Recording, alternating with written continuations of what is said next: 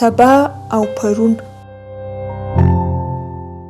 دوی دواړه ملګري وه خو فرق پکښې و. دا یو خوشبین او د آرام ذهن څښتن و، دا بل بدبین او وارخطا بنیادم و. دا یوه سبا ته کتل، دا بل په پرون کې لاهو و. خوشبین ملګری کرار شتمن سو او د بدبین ملګري لاس تنګ و. وخت یې بس پر دغه تېروی، که دغسې سوي وای نو دغسې به وای، که هغسې نه وای سوي نو هغسې به نه وای. د دغو نه د پرون خبرې کولې چې ملګري یې د پرون نوم باندې کښېښوی او پرون به خپل ملګري ته سبا ویل.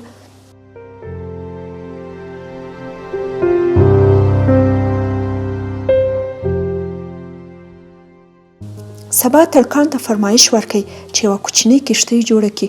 کښتۍ جوړه سوه او سبا پرون ته وویل چې ته به په سیند کې په یو اوږده سفر ووځې تر څو دنیا وګورې.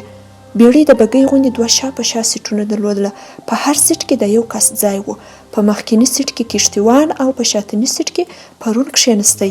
د دواړو سیټونو ترمنځ او د شاتني سیټ دواړو غاړو ته تختې ایښودل سوي وې، داسې چې پرون د یوې خوا څخه ماسته یوه نورې خواوې نه سوی لیدلی. د سیند د سفر د راستنېدا وروسته سبا د پرون پوښتنه وکړه: سفر دې څنګه و؟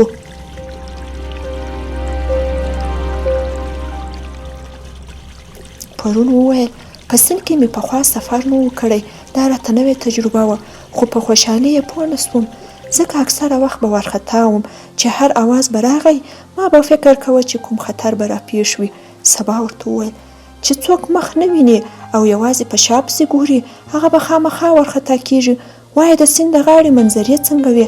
خوند دې ځینې واخیستی؟ پرون وویل: د سیند پر غاړه ډېر ښایسته ځایونه وه، خو که رښتیا ووایم زه یې په خوند منېکه پوسته ویم، ځکه ما به ښکلې منظرې په داسې حال کې لیدلې چې ورڅخه لرې کېدم به او افسوس به راته درېدی چې کاشکې خو مې مخ خلاص وای چې ښکلاو ته د نږدې کېدو په خوند کې شریک وای. سبا ورته وویل: ته په ژوند کې ځکه وارخطا یې چې ما سیوا د پرونه نورې زمانې نه وینې او ته ځکه ارمانجن ژوند تېروې چې ښو شېبو ته ورنږدې کېدل نه بلکې ځینې لرې کېدل وینې. ته که په ماضي کې لاهو یې نو همدا به دې حال وي شریکه.